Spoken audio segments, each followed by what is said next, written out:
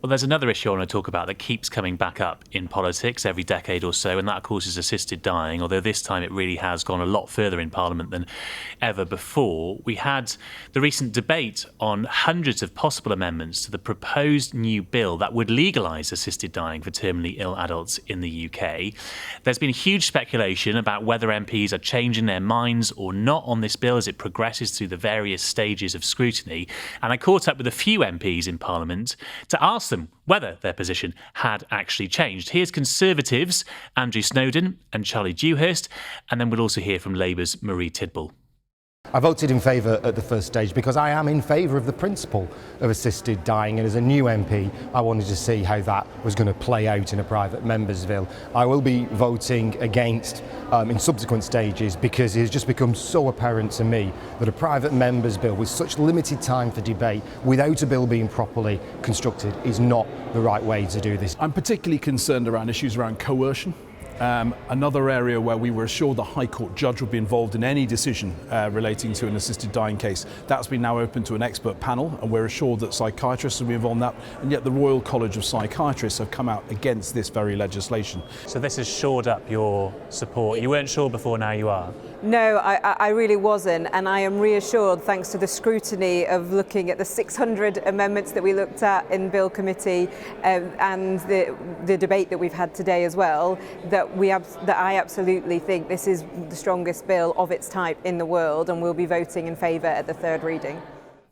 So a small but interesting sample of views there. Anushka, I want to talk to you about this because we had a brief chat the other day over lunch about it when I was down in Westminster, and I think we've got slightly different views on which way the bill might go. I don't know whether yours has changed at all since Friday. I don't think mine has. I still think the number of MPs publicly switching is quite small. I'm told there are a couple of dozen potentially behind the scenes who will switch their vote but don't want to go public yet. But overall, it doesn't feel to me like there's a kind of herd stampede in one direction or another that would jeopardise the 55 majority that Kim Leadbeater had on her bill last November. So at this stage, the proponents and the opponents are saying to me they still think the chances are the bill is going to get through third reading, which will now come in June. What do you think?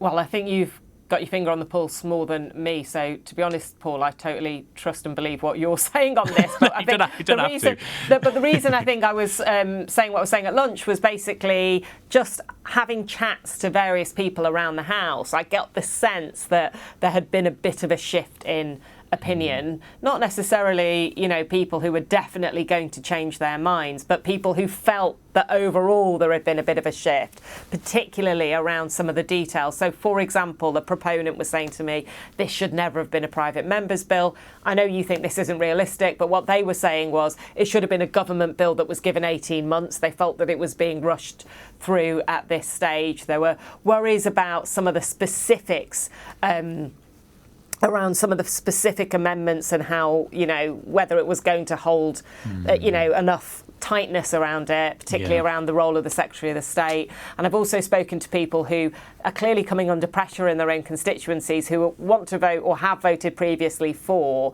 and are sensing that there is a bit of a shift against. But, these are kind of huge totemic, emotional issues. People feel really strongly in both directions. And I do think it's really hard, which is why I do say, because you're talking to way more people about it, you can feel one way or another from every conversation you have on this. Yeah, I keep expecting it to move because there's no doubt the bill has had challenges. And you mentioned one of them there about the safeguards in the bill. The fact that Kim Leadbeater had designed this whole process to be the sign-off of 2 doctors, then a High Court judge. Then she dropped the High Court judge because it wasn't workable, quite frankly.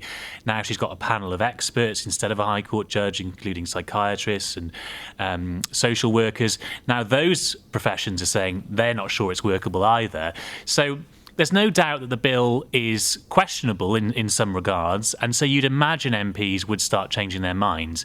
And yet, like I say, at the moment, it doesn't feel seismic. It feels like some of the support's peeling away to a degree, and I wonder whether time is actually not on Kim's side here, because she's going to have to wait another month now for third reading, and maybe that allows more doubts to creep in.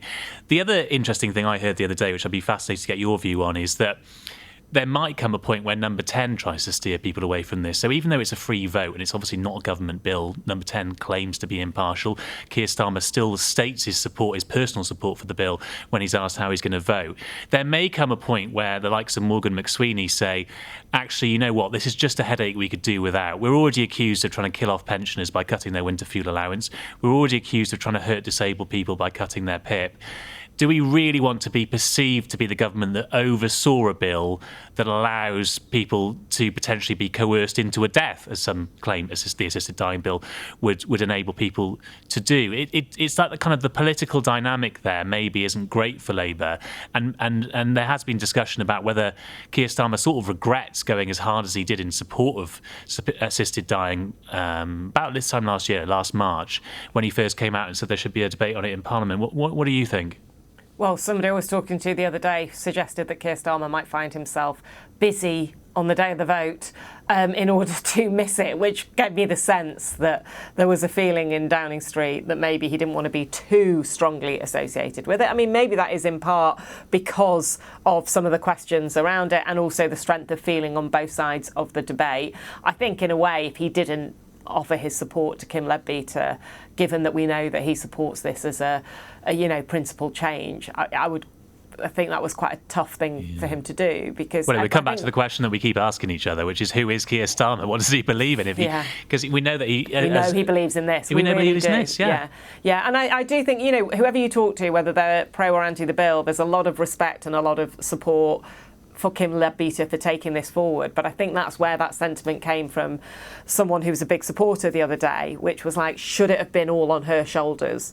Because this is such a huge thing. And, I wonder how much she realised what she was, going to be going through. I guess she did. I guess she thought about it. Obviously, she still feels very, very passionately about it.